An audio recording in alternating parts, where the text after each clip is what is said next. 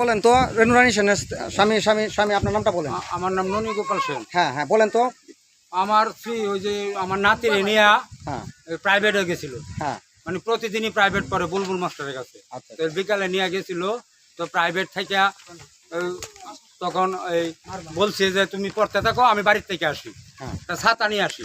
হ্যাঁ তখন উনি এই একটা ছাতা নিয়ে একটা মুসলমান বেরির মামি ডাকিয়া, যে মামি মামি একটা ছাতি দেন, হুম। ওই ছাতিটা নিয়ে আসে আসতেছে। হুম।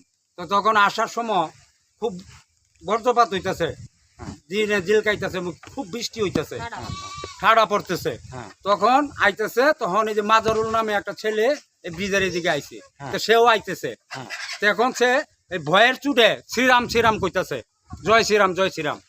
তখন মাজারুলে তারে এইভাবে ধইরা বলে মারছে। আচ্ছা আচ্ছা আচ্ছা আচ্ছা আপনারা আপনারা আপনারা একটু বলেন তো, আপনারা আপনারা একটু বলেন কিছুটা আপনারা কত মেম্বার সাহেব আপনি আপনি আসেন একটু বলেন।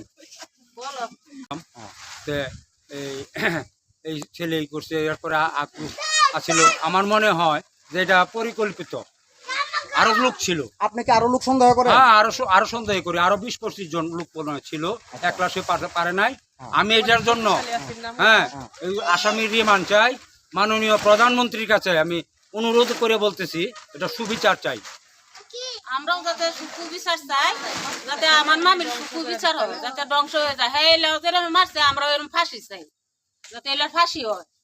আচ্ছা পুলিশে কি এখানে জবানবন্দিতে কি বলছিল?